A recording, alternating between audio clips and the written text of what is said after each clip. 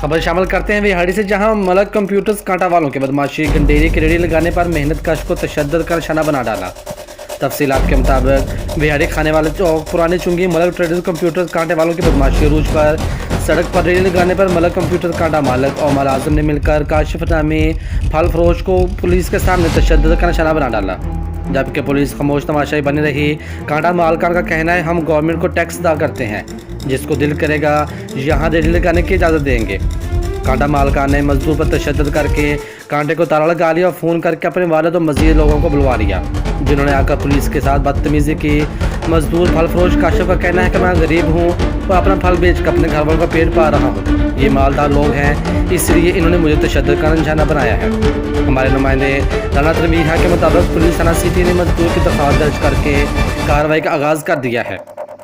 غریب پھل فروش کاشف نے ڈی سی وہاڑی وقاص رشید سے واقعہ کا نوٹس لینے کا مطالبہ کرتے ہوئے درخواست کی ہے کہ مجھے انصاف فراہم کیا جائے اور تشدد کرنے والوں کو خلاف کارروائی کی جائے۔